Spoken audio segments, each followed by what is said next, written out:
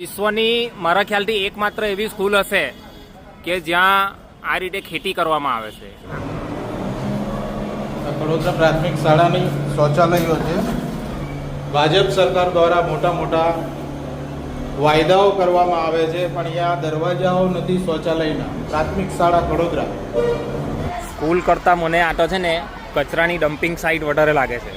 પડેલા છે. બીજી એક આઈબીનું ક્વાર્ટર અહીંયા પડ્યું છે. આખા કેમ્પસમાં તમે જોઈ શકો કે એક પણ ડસ્ટબિન નથી. આજ રોજ અમારી આમ આદમી પાર્ટીની ટીમે વડોદરા પ્રાથમિક શાળાની મુલાકાત લીધી. હવે આ પ્રાથમિક શાળાની મુલાકાત લેતા અમને એટલો દુઃખદ અનુભવ થયો કે જ્યાં જોઈ ત્યાં કચરો તમે જોઈ શકો છો. કચરાની સૌથી મોટી સમસ્યા છે અને અમને મેનેજમેન્ટ તરફથી જાણવા મળ્યું કે ભાઈ સફાઈ કર્મચારીને છેલ્લા 6 મહિનાથી વેતન આપવામાં નથી આવતું. અહીંયાના મેનેજમેન્ટ પોતાના ખિસ્સામાંથી ખર્ચો આપીને અમુક વાર સાફ સફાઈ કરાવડાવે છે. એટલે સાફ સફાઈનો તો સૌથી મોટો મુદ્દો છે. તમે જો કે ક્લાસરૂમની બહાર જ ડાયરેક્ટ કચરો છે. જ્યાં શિક્ષક ભણાવે છે એની બાજુમાં જ કચરો છે. હવે ત્યાંથી મચ્છરથી લઈને જીવજંતુઓ પણ અંદર આવે છે. એટલે આ મોટી એક સમસ્યા છે. ટોયલેટમાં બહાર એટલી ખરાબ સ્મેલ આવે છે કે હવે એ તો તમને વિડીયોમાં નહીં બતાવી શકો. એટલી ખરાબ સ્મેલ આવે છે. આટલી ખરાબ હાલત ને બહાર પેલું મધ્યાહન ભોજનનું એ છે. ફૂડ સિક્યુરિટીના કયા સ્ટાન્ડર્ડ પ્રમાણે આ મધ્યાહન ભોજનનું સેટ થાય છે એ મારે પૂછવું છે. આટલો બધો કચરો અહીંયા ને બાજુમાં જ મધ્યાહન ભોજન ને દરવાજા ખુલ્લા એટલે માખી મચ્છર જીવજંતુઓ આરામથી અંદર જે મધ્યાહન ભોજન બનાવે છે ત્યાં અંદર જઈ શકે. આ તમે જોઈ શકો છો શૌચાલયની હાલત. દરવાજા તૂટેલા દરવાજા. ઓહો, બહુ વધારે હું બતાવી શકું એમ નથી. આટલી ખરાબ હાલત. અહીંયા ઉપર પાણીની ટાંકી છે, એમાંથી પાણી વહે છે. 4 થી 5 ક્લાસરૂમ છે અને આ ગંદકી જોઈ શકો છો. અહીંયાથી જે મચ્છર ને જે જીવજંતુઓ આવે તે ડાયરેક્ટ ક્લાસરૂમમાં જઈ શકે એના માટે આ દરવાજો પણ ખુલ્લો છે. ને આ સુવિધા ત્યાં બંને બાજુથી આપેલી છે કે મચ્છર આરામથી જઈ શકે અને છોકરાઓ બીમાર પડી શકે. એની ટોટલ સુવિધા કરેલી છે આ સરકારે. પીવાની સુવિધા તમે જોઈ શકો છો કેટલી ગંદી હાલતમાં. અહીંયા સીધો ક્લાસરૂમ અને આ બાજુમાં તમે હાલત જોઈ શકો.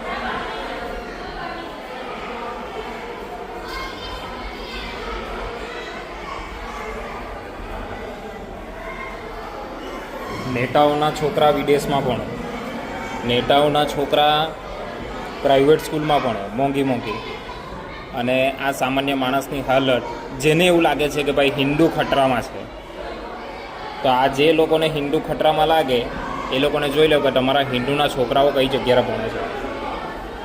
સ્કૂલ કરતાં મને આ તો છે ને કચરાની ડમ્પિંગ સાઇટ વધારે લાગે છે. આ વડોદરા એક ક્રાઇમનું હોટસ્પોટ છે. અહીંયા બાળકોની છેડતીથી લઈને યૌન શોષણથી લઈને મર્ડરના કેસ થતા જ રહી છે. આ સ્કૂલમાં આટલા 500 વિદ્યાર્થીઓ છે પણ એક વોચમેન પણ નથી. તો વોચમેનની સુવિધા પણ નથી. ચોથી વસ્તુ અમે એ જાણવા મળ્યું અમને કે સ્ટુડન્ટ ટીચર રેશિયો 50:1 છે. એટલે 50 સ્ટુડન્ટની વચ્ચે એક શિક્ષક છે. તો આ સ્ટાન્ડર્ડ રેશિયો એક સારી સ્કૂલ માટે 30:1 નો હોવો જોઈએ. એટલે 30 વિદ્યાર્થીઓ વચ્ચે એક શિક્ષક હોવા જોઈએ. જે તમે છે નહીં. હવે આ સ્કૂલની સૌથી મોટી સમસ્યા તમે આ શેડ જોઈ શકો છો. જ્યાં જોઈ ત્યારે પાણી પડે છે, વરસાદ પડે છે. આ તો કુદરતની મહેરબાની કે અમે અહીંયા નીકળતા હતા ને વરસાદ ચાલુ થઈ ગયો. એટલે કુદરત પણ કહે છે કે આ ભાજપ સરકાર એ હિન્દુ વિરોધી શિક્ષણ વિરોધી સરકાર છે. ત્યાં શું થાય છે? પાણી પડે છે. પાણી પડે છે.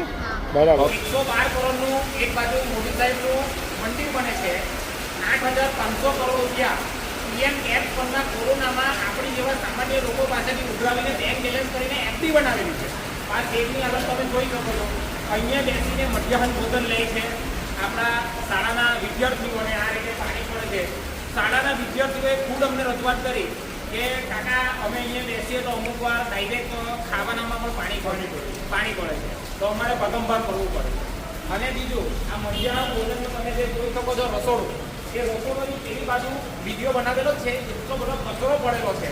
હવે ટુકારામ મુંડે જેવા તો ફૂડ સિક્યુરિટી ઓફિસર અહીંયા ગુજરાતમાં આવે ને તો સૌથી પહેલું સીલ કરવાનું કામ મધ્યાહન ભોજનનો રસોડુને બંધ કરાવવાનું, કેમ કે ત્યાં તમે શું કરો ખુલ્લા જીવજંતુઓ પણ અંદર આવી શકે છે. એક તો મચ્છરની નેટ મારવાનો પણ સમય નથી સરકાર પાસે. એક મચ્છરની નેટ તમે ક્લાસરૂમમાં પણ અમે વિઝિટ કરી, દરેક ક્લાસરૂમમાં જે ફેબ્રિકેશનના શેડ છે તે ખુલ્લા છે.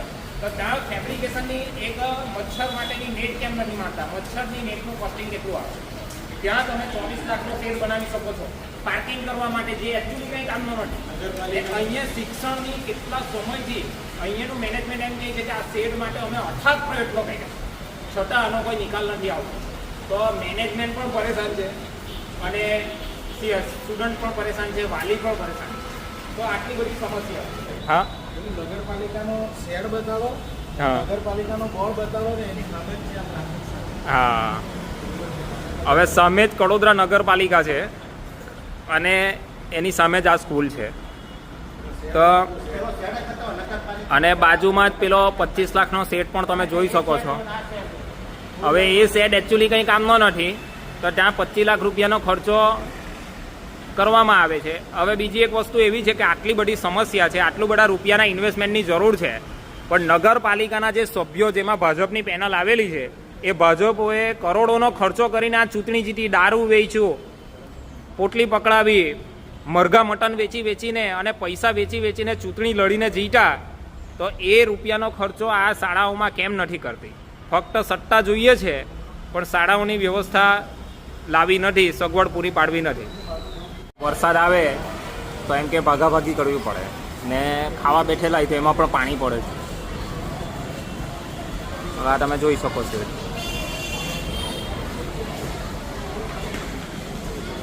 $112 કરોડના ખર્ચે હમણાં એવી વાત ચાલે કે ભાઈ પટનામાં મોદી સાહેબની મંદિર બનવાનો 112 કરોડના ખર્ચે. હવે 112 કરોડમાંથી થોડી ઘણી રકમ અહીંયા પણ વપરાતી હોય તો મારા ખ્યાલથી કોઈ પણ ભગવાન હોય ને તે તો ખુશ જ થશે. જો છોકરાએનું શિક્ષણ સારું થતું હોય ને છોકરાને આ સ્કૂલમાં સારી સુવિધા મળતી હોય તો ભગવાન તો ખુશ જ થવા જોઈએ. મારા ખ્યાલથી 112 કરોડમાંથી થોડાક ખર્ચો અહીંયા પણ કરવો જોઈએ એવું મને લાગે છે. આ 112 કરોડના ખર્ચે મોદી સાહેબનું મંદિર બને છે ને આ શેડ તમે આવા કાણાવાળા જોવો છો, તમારે શું કહેવું છે? એ તો મંદિર તો બનાવવાના, જનતાને શું લેવા દેવાય? એ લોકોને કંઈક જ છે, જનતા જાય ભાડમાં. ભાજપ સરકારની આ જ નીતિ છે. હા, આ છોકરાઓ નાના ભૂલકાઓ અહીંયા જમવા બેસ્યા, રસ્તોમાં કેમ જમવા બેસતા છે? હા. હવે આ શેડ ઉપર તમે જોઈ શકો છો કે આની ઉપર એક નવી ટેકનોલોજીથી કામ ચાલે છે જેની ઉપર ખેતી થાય છે. સારું થાય. આ વિશ્વની મારા ખ્યાલથી એકમાત્ર એવી સ્કૂલ હશે કે જ્યાં આ રીતે ખેતી કરવામાં આવે છે. આ પણ એક વિજ્ઞાન છે જ્યાં સેકટાની સિંગ પણ બનાવેલી છે. અને આ વૈજ્ઞાનિક પદ્ધતિનો દુનિયાએ અમલ થવો જોઈએ તો આપણે વિશ્વગુરુ આરામથી બની શકીએ એમ છે. અને આ સાયન્સના વિદ્યાર્થીઓને આ શેડ વિશે શીખવવામાં આવે છે કે ભાઈ આ રીતે તમે પતરાના શેડ ઉપર ખેતી કેવી રીતે કરી શકો. અને બીજું, આ તમે શેડ જોયો કે જે કેટલા સમયથી મને અહીંયા જાણવા મળ્યું કે મેનેજમેન્ટે ઘણી બધી અરજીઓ કરી છે અને આ જે શિક્ષણ માટે મહત્વનું છે એ શેડ બનતો નથી. એટલે આ સરકાર છે એ એકદમ આ લાઈવ તમને પ્રૂવ કરીને બતાવ્યું કે આ શિક્ષણ વિરોધી સરકાર છે. કડોદરા નગરપાલિકામાં આવેલી કડોદરા આપણે સરકારી સ્કૂલ છે. તો તમે આ બાજુ બતાવો. સ્કૂલના છોકરાઓ કડોદરા સ્કૂલ છે આપણે. તે એમના કમ્પાઉન્ડમાં અહીંયા ધારવાડી ગોખલો આ જોઈ શકો છો તમે. અને આ બાજુ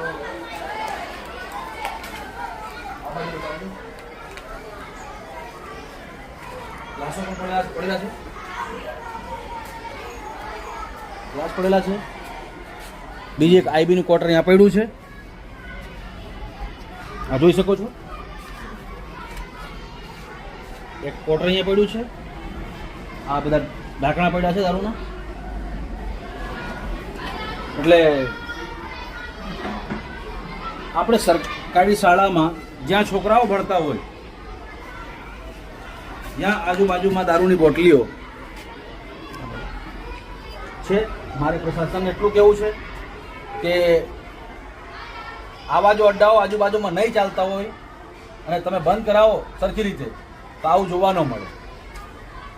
તો મારે પ્રશાસન બહુ સારું કામ કરી રહી છે, નો ડાઉટ, પણ ક્યાંક ને ક્યાંક અંદર ભૂલ છે, અંદર મિસ્ટેક છે, જે આવા દ્રશ્યો જોવા મળે છે. આ સ્કૂલમાં તો નહીં જોવા જોઈએ. આ સ્કૂલના કમ્પાઉન્ડમાં જે છે દારૂની બધી બોટલો અને ગ્લાસ ને ગ્લાસ કચરાનો અભાવ એ નહીં જોવા મળવું જોઈએ. જય હિન્દ, જય ભારત. એના ઉપર સરકાર અને પ્રશાસન એક્શન લે અને આજુબાજુમાં ચાલતા દારૂના અડ્ડાઓ બંધ કરાવે, નકર જનતા રેડ કરવામાં આવશે. જય હિન્દ. કડોદરા પ્રાથમિક શાળામાં મધ્ય ભોજન માટેની વ્યવસ્થાઓ છે. મજાકનું ભોજનનો રૂમ છે તે ડાયરેક્ટ બાજુમાં છે અને એ કેટલા દૂર સુધી સ્મેલ કરે છે. આ બહુ ગંભીર સમસ્યા છે એકચ્યુઅલી. અલગ ત્યાં ઉભા રહીએ તો એટલી ખરાબ સ્મેલ આવે છે, મોરબી અને મૂત્રની એટલી ખરાબ સ્મેલ આવે છે કે જે અમે તમને વિડીયોમાં નહીં બતાવી શકીએ. અને એ જ ગંધની અંદર આ ખાવાનું બને છે. આ મધ્યાહન ભોજન વસ્તુ એક્ઝેક્ટ બાજુમાં છે. બીજી વસ્તુ, અંદર જે મળ ખુલ્લું પડેલું છે એનું કારણ અમને જાણવા મળ્યું કે પાણી નથી આવતું. હવે આમાં તમે વિદ્યાર્થીઓનો વાક પણ કેવી રીતે કાઢી શકો?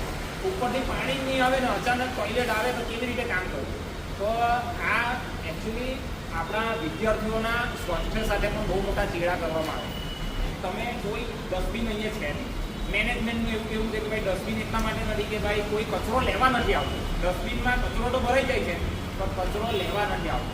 હું આગળ પણ કહી ચૂક્યો છું ને વારંવાર કહું છું કે વડોદરા નગરપાલિકા એ કોઈ શહેર નથી, એ કોઈ પાલિકા નથી, એ કચરા પેટી છે. તમે જ્યાં જોવો ના એક ડમ્પિંગ સાઇટ. જેટલા ક્લાસરૂમ છે એમાં જે છોકરાઓને નીચે બેસીને ભણવામાં આવે છે અને જે બેન્ચીસો છે એ સાઈડમાં સ્ટોર રૂમ અને એ લોકોએ જે બુક પોઈન્ટનો એ લોકો બનાવેલું છે કબાટનું, ત્યાં એ લોકો શું માટે મૂકેલું છે? તે સૌથી મોટી સમસ્યા છે. છોકરાઓ નીચે બેસે ને તમે બેન્ચીસ એના માટે રાખે છે બેસવા અને આરો પ્લાન્ટ પાસે સફાઈ નથી, આરો પ્લાન્ટ બંધ છે અને પાણી આવે છે ડાયરેક્ટ ઉપરથી ટાંકી સાફ છે નથી એ કોઈ જોતું નથી.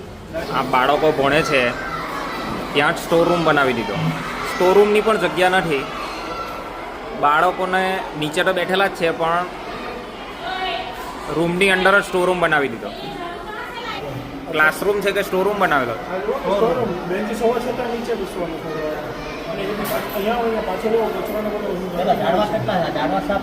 આ બધું આ જો પાછળ ગંદકી છો. હા એ તો મેં લીધી ને આ ગંદકી આ ડાયરેક્ટ આ છોકરાઓ ત્યાં નજીક બે મેડમ અહીંયા નેટ મરાવવાનું તો કેવું તમે મચ્છરની નેટ તો મરાવો અહીંયા. એટલું તો તમે કહી શકો છો. નેતાઓના છોકરા વિદેશમાં ભણે, પ્રાઇવેટ સ્કૂલમાં સારી સારી બેન્ચીસ ઉપર બેસે અને આ કડોદરા પ્રાથમિક શાળાની હાલત તમે જોઈ શકો કે નીચે બેસીને ભણવું પડે છે. દરેક ક્લાસરૂમની આપણે વિઝિટ કરી તમને વિડીયો બતાવીએ જ છે કે દરેક ક્લાસરૂમમાં બેન્ચીસ જ નથી અને બેન્ચીસ જે મૂકેલી છે તે સ્ટોર રૂમ તરીકે એમ મૂકેલી છે. એટલે સ્ટોર રૂમ ને ક્લાસરૂમ એક જ બનાવી દીધું. એટલે બધી બેન્ચીસોના ખુલ્લેઆમ પડેલી છે. તો બેન્ચીસો નથી સફળ. હવે મેં શિક્ષકોને પૂછ્યું કે આ બેન્ચીસ તમે શોભાના ગાંઠિયાની જેમ રાખેલી છે તો એને કેમ વાપરતા નથી? તો એમનું એમ કહેવું છે કે ધારો કે 50 સ્ટુડન્ટ હોય તો 10 સ્ટુડન્ટ માટેની બેન્ચીસ. તો મતલબ બેન્ચીસની પણ અહીંયા સગવડ નથી અને એને કારણે એ બેન્ચીસ શોભાના ગાંઠિયાની જેમ બને છે. તો મોટા મોટા ભાજપના કાર્યાલય બને છે. જે ભાજપ 2014માં 300 કરોડનું બેંક બેલેન્સ હતું તેમણે 14,000 કરોડનું બેંક બેલેન્સ બનાવી દીધું. તો તમને શું લાગે આ શાળાની સુવિધાઓ વધશે કે ભાજપના કાર્યાલય બનશે? જે ભાજપના કાર્યાલય 2014માં 11 કાર્યાલય હતા તે આજે 600 થી 700 કાર્યાલય ભાજપના બની ગયા. તો ભાજપના કાર્યાલય બને છે પણ આ શિક્ષકોની જે સમસ્યા છે, વિદ્યાર્થીઓની સમસ્યા છે એનું સમાધાન એટલા માટે નથી આવતું કારણ કે ભાજપનું બેંક બેલેન્સ વધે છે પણ આપણા શાળાઓ બનતી નથી કારણ કે એ બેંક બેલેન્સ ભાજપના કાર્યાલયમાં વપરાય છે, શાળાઓ બનાવવામાં નથી વપરાતું. 500થી વધુ વિદ્યાર્થીઓ અભ્યાસ કરે છે અને શિક્ષકો પણ અછત છે. શિક્ષકોની શિક્ષકો પણ ઓછા છે અહીંયા આગળ પ્રાથમિક શાળા. સૌથી પહેલાં મોટામાં મોટી સમસ્યાનું સમાધાન કરવાનું છે વોચમેન. જે નાની નાની ભૂલકાઓ આવે છે, કોઈ દારૂ પીધેલા અંદર ઘૂસી જાય છે, કોઈ ગમે ત્યાં પેશાબ કરવા ઊભા રહી જાય છે, ગમે ત્યાં ઊભા રહી જાય છે, તો એની માટે એક વોચમેનની જરૂર છે, સિક્યુરિટીની ખાસ જરૂર છે. આમ આદમી પાર્ટીની સરકારે જે પંજાબમાં કરીને બતાવ્યું 27 નંબર ઉપર સરકારી શાળાની પરિસ્થિતિ હતી અને સરકારી શાળાના વિદ્યાર્થીઓનું રિઝલ્ટ જે 27 નંબર પર આવતું હતું કેરાલાને બીટ કરીને આજે નંબર 1 પર પંજાબ આવી ગઈ. તો એવું કામ ગુજરાત કેમ નથી કરતી? આપણે 30-40 વર્ષથી ભાજપને જીતાડીએ છીએ, તો એ ભાજપ કેમ સરકારી શાળાને શિક્ષણ વ્યવસ્થા વિરોધી આ પાર્ટી છે? તો જનતાએ જાગૃત થવાની જરૂર છે. જય હિન્દ. જય હિન્દ, જય હિન્દ.